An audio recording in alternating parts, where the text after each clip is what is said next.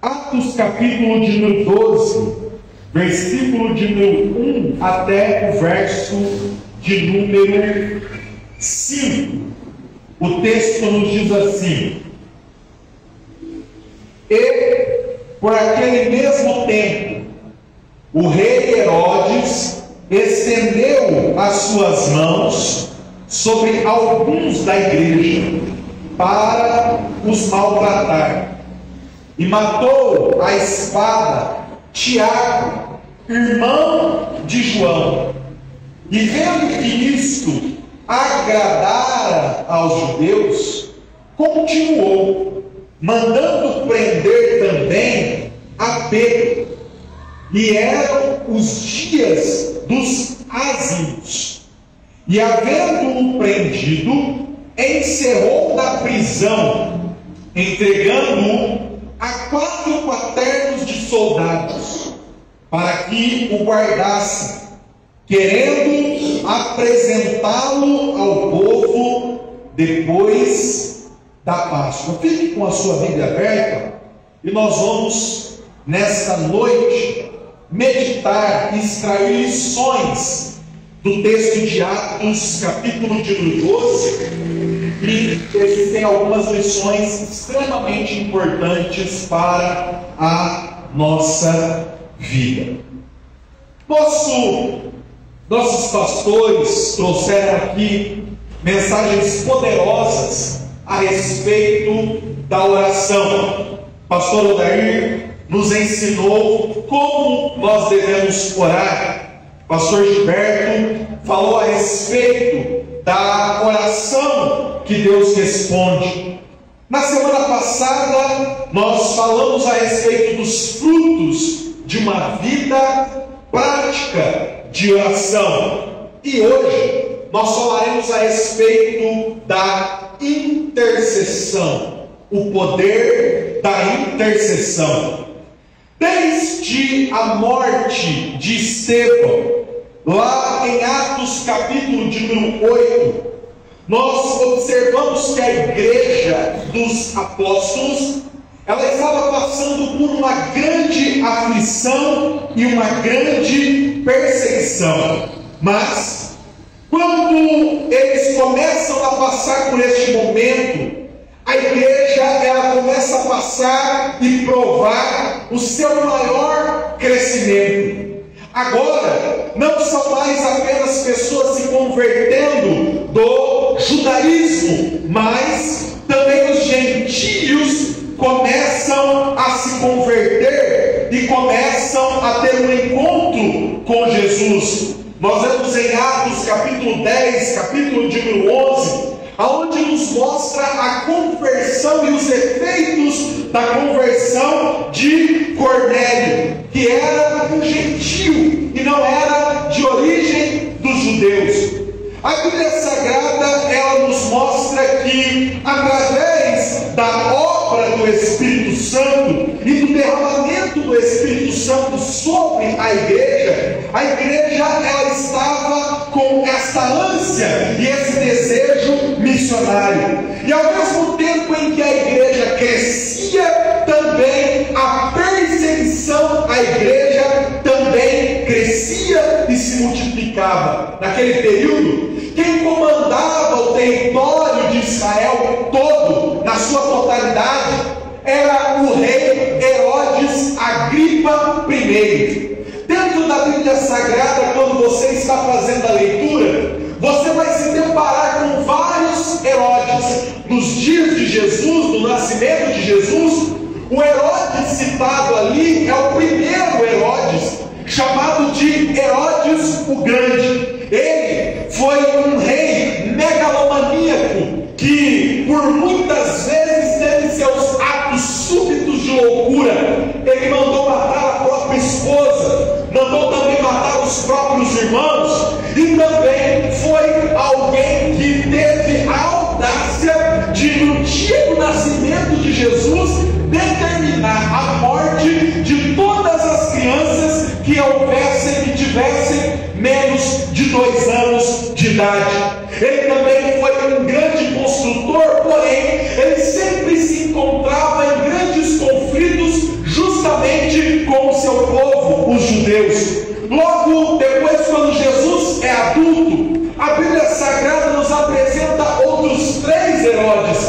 Ela nos apresenta o Herodes Arquelau, Antipas, Felipe. Também ela nos mostra esse Herodes em Atos dos Apóstolos, que é o Herodes Agripa I. Diferente dos seus antecessores, Herodes Agripa I, ele conseguiu restaurar a totalidade do reino de Israel como o seu avô Herodes o Grande. Ele era um grande manipulador, não somente dos romanos, mas também era um grande e hábil manipulador do povo judeu, da elite dos judeus. Ele era muito inteligente, muito sagaz, a tal ponto de que todos os dias ele ia até o templo oferecer sacrifício, e nas festas era ele quem fazia as leituras sagradas. Porém,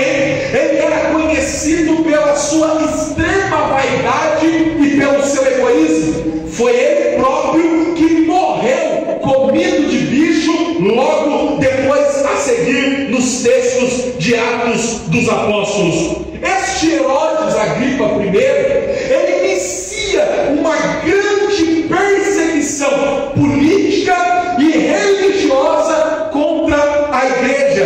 Ele manda matar um dos apóstolos, o primeiro dos apóstolos a ser morto, Tiago, irmão de João. E após ele perceber que a morte de Tiago gerou algo positivo com a elite dos judeus, gerou uma recepção positiva com os líderes judaicos, ele então manda prender também a Pedro e encerra Pedro em uma prisão de segurança máxima nos seus dias, com o intuito de matar Pedro depois que passasse a Páscoa.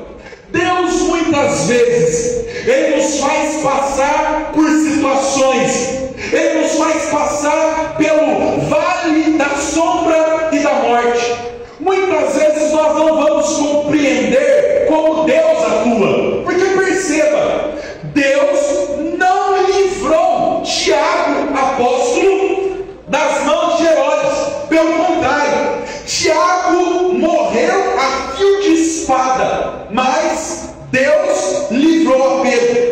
Tiago era apóstolo, Pedro também é apóstolo. Eles são integrantes do colégio apostólico, foram discípulos de Jesus, mas Deus não livrou Tiago, porém Deus livrou Pedro. Existem coisas dentro da Bíblia Sagrada, e até mesmo nós podemos extrair isso como lições para a nossa vida pessoal, que fazem parte da vontade soberana de Deus. E a vontade soberana de Deus, muitas vezes nós não somos capazes de entender e nem de compreender. O mesmo Deus que dá livramento para um, não dá livramento para o outro. O mesmo Deus que salva o fiel, ele às vezes não vai livrar e não vai salvar o outro. Essa faz parte da vontade soberana de Deus. No entanto, Deus, mesmo tendo a sua vontade soberana, que é imutável, nós temos a responsabilidade de orarmos. Observe o que o verso de número 5 e o verso de número 6 nos diz. Olha só: Pedro, pois, era guardado na prisão, mas a igreja fazia contínua oração por ele a Deus.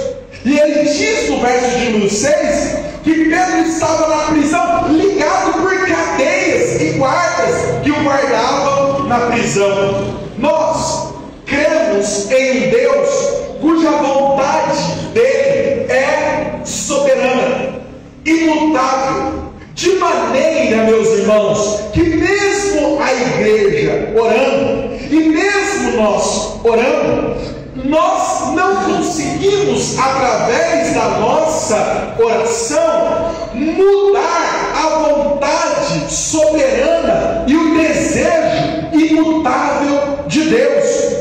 Nós não temos a capacidade, mesmo através das nossas orações, de mudar o desejo de Deus.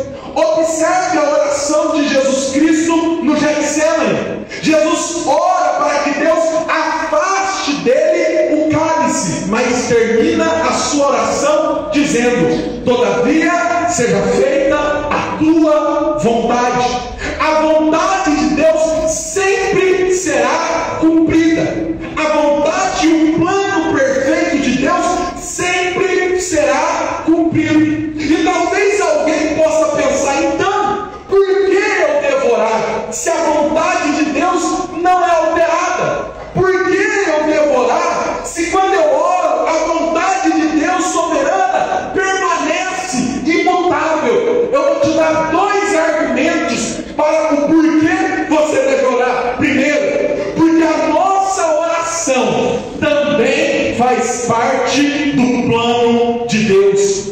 Quando nós oramos, nós passamos a participar de forma ativa daquilo que Deus planejou desde o início para realizar. Pode até parecer que a vontade dele foi no momento que nós oramos e a resposta veio. Pode até parecer que a vontade dele foi alterada, mas não é isso que aconteceu.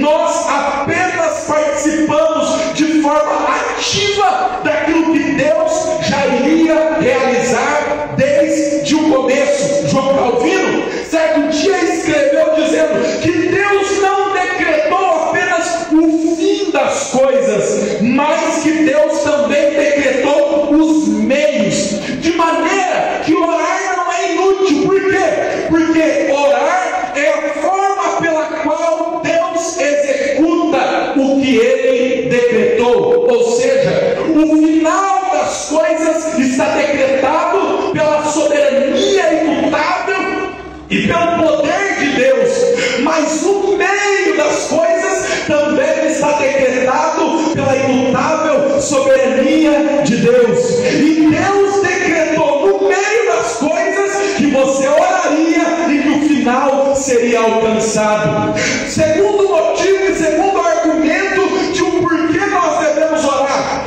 porque a nossa oração, ela só é poderosa porque Deus é soberano. Charles Spurgeon dizia nas suas pregações de que se Deus não fosse soberano, a nossa oração era incerta, inútil, ineficaz, incapaz. Mas a certeza que Deus governa sobre todas as coisas é o que nos dá confiança de dobrar os nossos joelhos, de elevar a nossa voz ao Senhor. Por quê?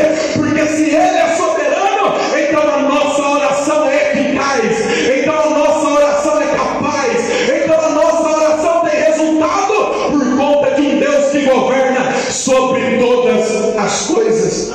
Muitas vezes nós estamos presos, a nossa vida ela tem muitas situações onde nós precisamos de milagres, onde nós precisamos de livramento, onde nós precisamos de salvação de parentes, mas para que essas coisas aconteçam, o meio determinado por Deus é a nossa oração. O pastor Billy Graham certo dia disse que o céu está cheio de milagres em resposta para orações que nunca foram feitas. Deixa eu te dizer uma coisa nessa noite: Deus está esperando a sua oração para que o fim que Ele determinou se realize na sua vida. Deus está esperando a sua oração para que aquilo que a vontade soberana dele imutável já decretou se realize na sua vida.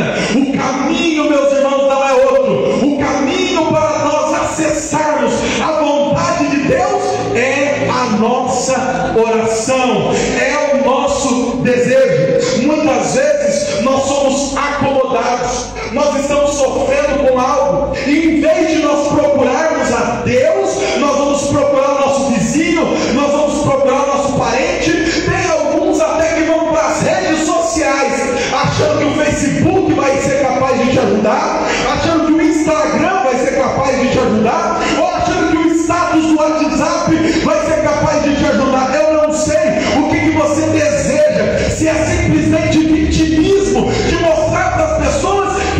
está sofrendo ou passando por um processo difícil, mas uma coisa eu sei: essas plataformas não são capazes de resolver o seu problema, mas quando nós buscamos aquele que é soberano, Ele é capaz de resolver toda a situação, Ele é capaz de resolver todo tipo de problema que nós estivermos passando. A igreja, ela estava passando por uma situação difícil. O líder da igreja estava preso, e a igreja não foi protestar no dia 7 de setembro. Eles estavam passando por um momento complicado, mas eles não fizeram um cartaz dizendo intervenção militar já no governo de Herodes, Herodes fora Herodes. Não, sabe o que eles fizeram? Eles foram para a oração, eles foram buscar a oração, porque a oração é o que é eficiente, é a oração que resolve os problemas da igreja.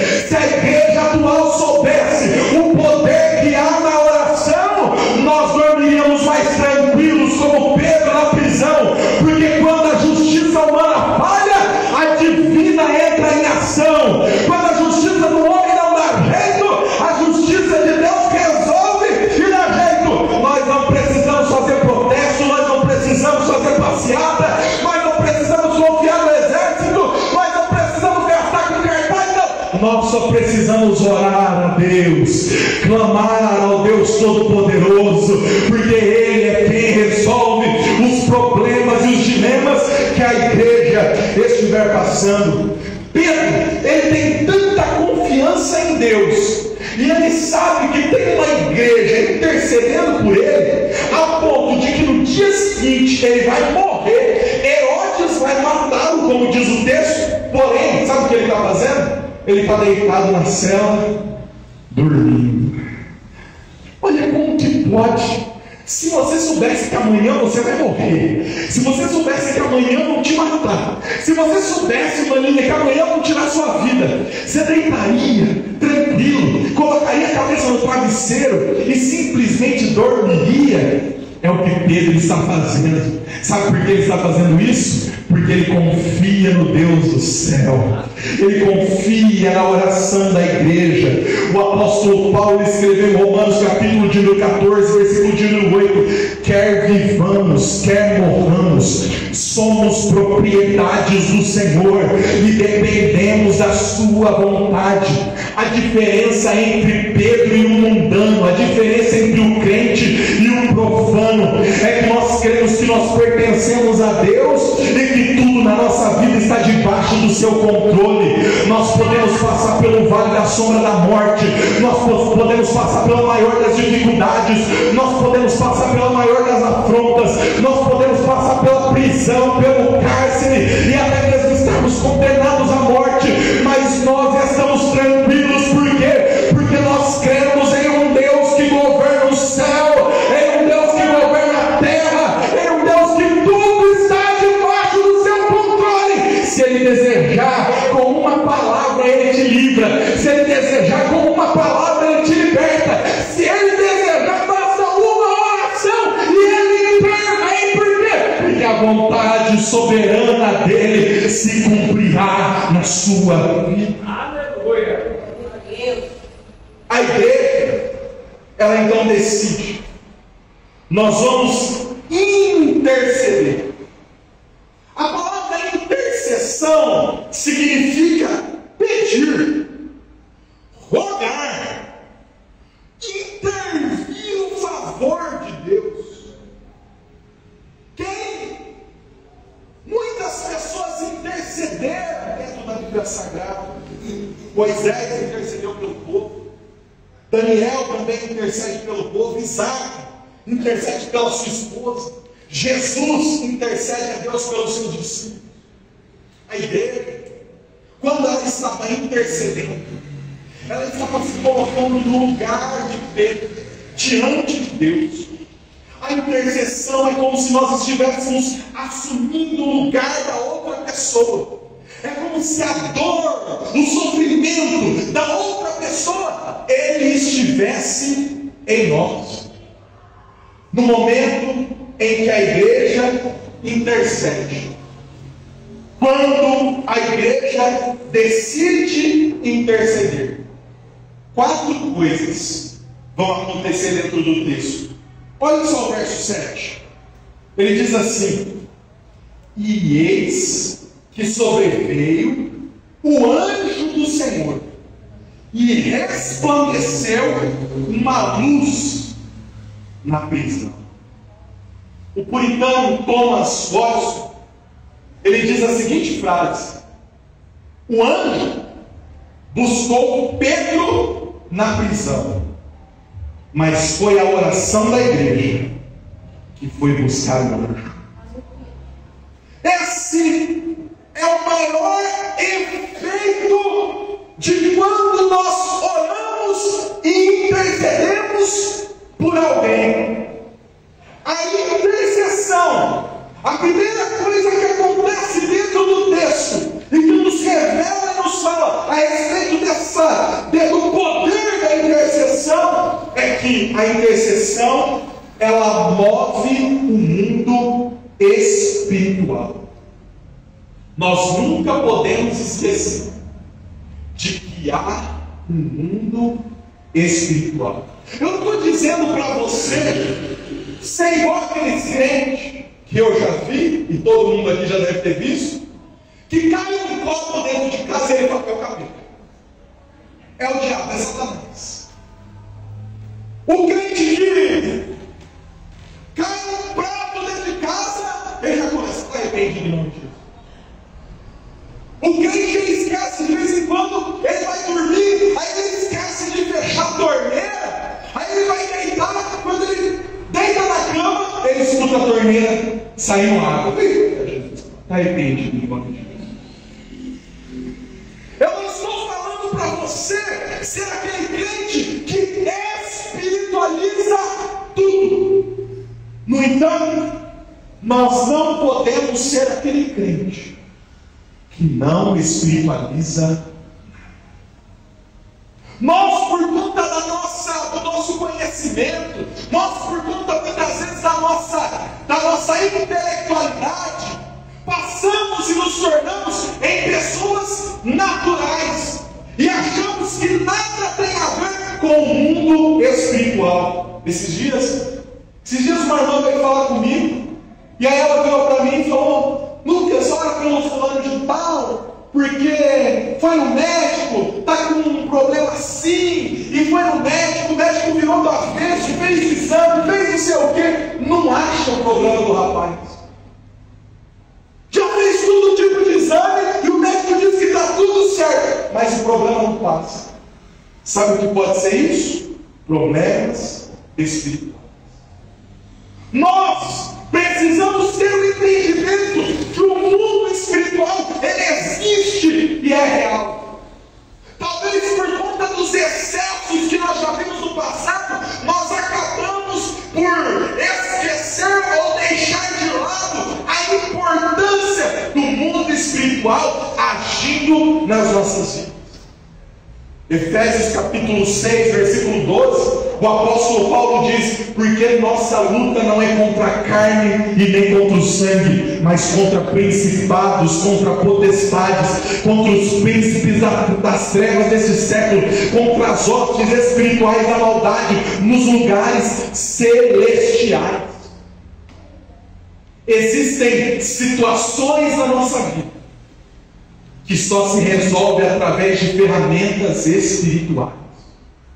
Existem situações na nossa vida aonde só através da oração é que essas situações são resolvidas. O fato de Deus enviar um anjo para resolver a situação é porque a situação envolvia uma questão espiritual.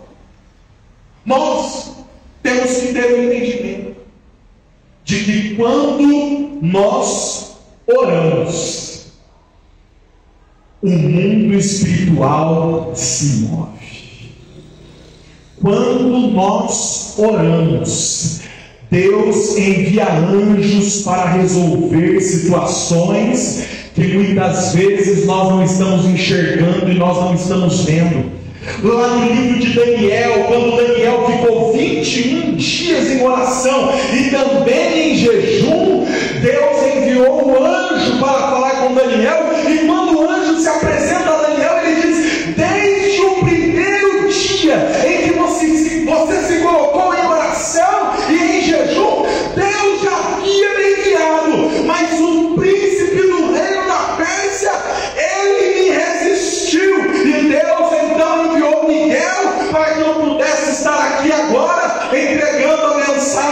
para você, quando nós oramos a Deus, o mundo invisível se movimenta para que a resposta chegue, para que as coisas aconteçam. Você está orando aqui agora, talvez, por um familiar que está lá a quilômetros de distância, talvez em outra cidade, talvez em outro estado, talvez em outro país, mas Deus não tem limite, Deus não tem fronteira, Deus não estabelece quilometragem mínima para Ele atuar, não. Se você orar aqui, Deus manda anjo na China, no Japão, na Europa, e dá livramento lá. Aleluia!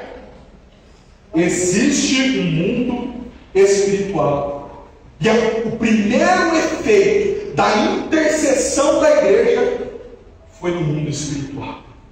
Ele se movimentou. O segundo, observe o que ele continua dizendo: e tocando a Pedro no lado, o despertou, dizendo: levanta-te depressa. E caíram-lhe das mãos as cadeias.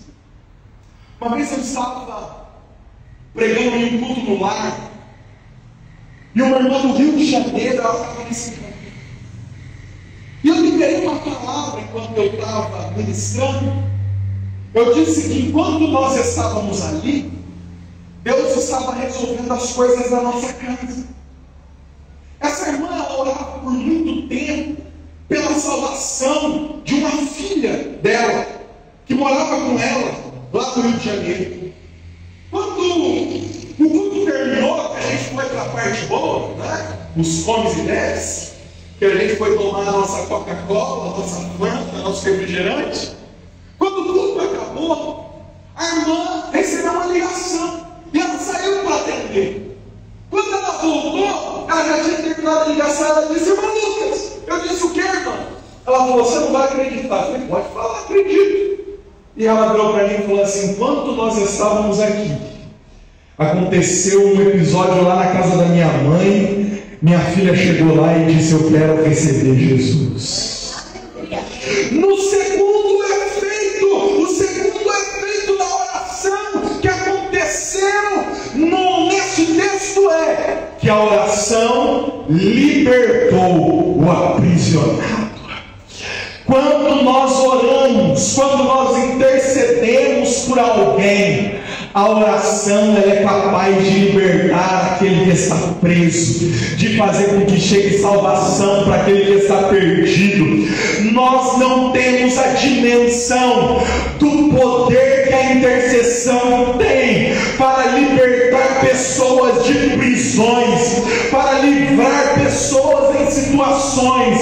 Nós não temos a capacidade de compreender o poder que a intercessão tem de fazer com que vidas tenham um encontro com Jesus. É por isso, mãe, é por isso, pai, é por isso, filho, é por isso, filha, que nós não devemos deixar de orar pela salvação dos nossos, pela salvação dos nossos familiares, dos nossos parentes. Por quê? Porque enquanto nós estamos aqui, Deus pode estar marcando um encontro com Ele lá. Nós não temos o entendimento. Quantos não são os filhos? Quantos não são os parentes, os maridos, os esposos, que só estão vivos por conta que eles estão blindados com a intercessão?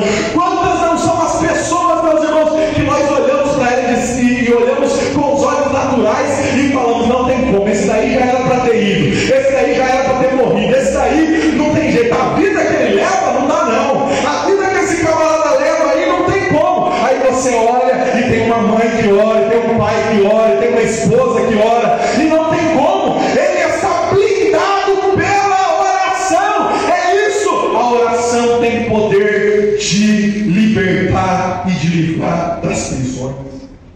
Terceiro, verso de número 8, ele nos diz assim: e disse-lhe o anjo: cinge-te e ata as tuas sandálias. E ele assim o fez. Disse-lhe mais: lança às costas a tua capa e segue. E saindo o seguia. e não sabia se era real o que estava sendo feito pelo anjo, mas cuidava que via alguma visão.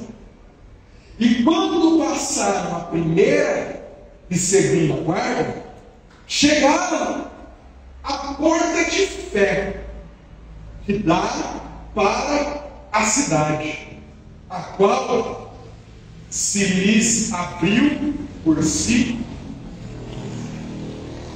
Observe a força que tem a oração.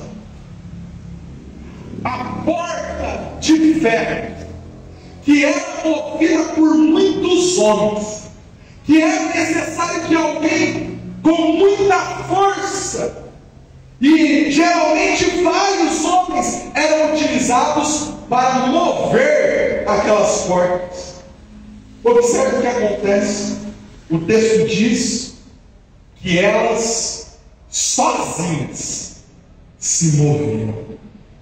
Elas não se moveram sozinhas, irmãos. Quem fez com que aquelas portas se movessem foi os joelhos da igreja que estavam orando por Cristo.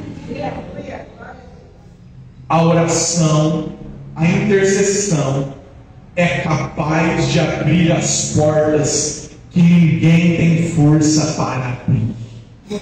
Quando nós estamos orando aqui, portas estão sendo abertas no mundo espiritual. Quando nós estamos orando dentro deste lugar, intercedendo por vidas, aqui neste caderninho tem o nome de pessoas, oração para Deus salvar, oração para Deus libertar, oração para Deus abrir porta de emprego. Quando nós intercedemos, a oração é capaz de mover as portas pesadas de ferro, os ferrolhos de ferro, as trancas de ferro, não importa, ela tem força e poder para movimentar. Pastor Norman Brook, ele escreveu um livro chamado de O Intercessor. Neste livro ele conta a história de um homem chamado Rhys Howells. Rhys Howells não é um exemplo de pastor, não é um exemplo de um grande pregador, não é um exemplo de um grande locutor, mas é o exemplo de um grande intercessor. Howells, ele criou um grupo de intercessão em 1940 na Inglaterra. Ele criou este grupo de intercessão com o objetivo de travar uma guerra. Ao mesmo tempo em que a Segunda Guerra Mundial estava sendo travada e que a Inglaterra lutava contra os exércitos nazistas no fronte na Europa, o Rhys Howells, ele dobrou os seus joelhos com o seu grupo de intercessão e ele decidiu, da mesma forma como os exércitos britânicos estão lutando no fronte da guerra, nós vamos lutar em oração. Da mesma forma como eles estão pegando em armas para combater o inimigo, nós vamos pegar em armas espirituais e nós vamos vencer o inimigo. Aconteceu um episódio. O exército inglês estava cercado no momento em que eles estavam na praia de Dunkirk. E quando eles estavam, mais de 300 mil soldados estavam cercados pelos exércitos nazistas que estavam avançando. Não tinha como fugir, porque era uma praia, e eles não tinham barco suficiente para levar todos os soldados até a Inglaterra. Então, quando Howells ficou sabendo a respeito deste episódio, ele moveu o seu grupo de intercessores a jejuarem e a orarem, e ele disse: nós vamos combater essa guerra contra os nazistas em jejum e oração. Churchill, que era o primeiro-ministro da Inglaterra, foi nas rádios, foi na mídia, foi utilizar os seus ministérios de propaganda para alertar o povo, dizendo que só um milagre poderia libertar os 300 mil soldados que estavam no fronte de guerra em Dunkirk. vir cercados. Então, Rees, ele pegou, dobrou os seus joelhos com o seu grupo e disse: nós vamos guerrear essa guerra e Deus vai dar um livramento. Não se sabe explicar, mas se sabe que eles oraram e jejuaram, e que os exércitos nazistas começaram a recuar. Mesmo os exércitos nazistas sendo mais fortes, mesmo eles podendo vencer o inimigo facilmente, eles começaram a recuar e voltar para trás. Isso deu tempo para que os ingleses conseguissem levantar embarcações de pessoas, e eles conseguiram voltar sãos e salvos para a Inglaterra. Churchill, no outro dia, foi até a rádio e disse: meus camaradas e companheiros ingleses, só um milagre poderia ter acontecido, e o milagre aconteceu. E os ingleses dizem que foi por conta do grupo de oração do pastor Rees Howard, que orou para que os exércitos nazistas voltassem, e conseguiram então a vitória através do jejum e através da oração. Meus irmãos, eu vim aqui nessa noite para encorajá-los, a não deixarem de orar pelos seus parentes, a encorajá-los a não deixar de orar pelos seus familiares. Não achem que a vitória está longe, ou que você não vai conseguir vencer essa batalha. Não há coração de pedra que a oração não quebre, não há coração duro que a oração não consiga penetrar, não há nada que Deus não seja capaz de fazer, não há doença que Ele não seja capaz de curar, não há porta que Ele não seja capaz de mover, não há prisão que Ele não seja capaz de libertar. Então eu não sei qual é a situação, eu não sei qual é o nome da pessoa, eu não sei se é um filho, se é uma filha, se é um parente, eu não sei se é um pai, se é uma mãe, se é um esposo, eu nem preciso saber. Quem precisa saber é o Deus soberano, é o Deus que move o céu, é o Deus que move a terra, é o Deus que está neste lugar com os ouvidos abertos para ouvir o seu clamor e a sua oração. Fique de pé. Quarto, a oração é surpreendente. Quando Pedro saiu da prisão, o texto diz que ele achava que era uma visão. Quando ele sai, que o anjo dobra a primeira esquina e sobe, ele olha e percebe: não é visão, é que Deus fez muito mais do que eu podia imaginar. Nós servimos a um Deus que, por meio das nossas orações, o fim que Ele decreta é livramento, e são milagres e situações maiores do que nós podemos imaginar. Eu não sei, meus irmãos, qual é a causa, eu não sei qual é a sua situação, eu não sei qual é o problema que você está passando, eu não sei qual é a dificuldade que você está passando, mas uma coisa eu sei: há um Deus soberano no céu, e através da sua oração esse Deus age, opera e trabalha. E nós estamos aqui nesta noite reunidos como igreja, e eu quero que você ore por aquele que você está orando, eu quero que você interceda por aquela pessoa ou por aquela causa. E nesta noite eu tenho certeza, encerrando este estudo, essa série de estudos a respeito de oração, Deus irá agir dentro deste lugar, Deus irá operar dentro desta igreja, Deus irá mover os papéis, Deus irá mover as causas da justiça, causas e situações que estão presas, situações trabalhistas. Eu vejo aqui coisas que estavam presas no mundo espiritual, mas que através da intercessão da igreja, essas coisas começarão a ser liberadas. Bênçãos poderosas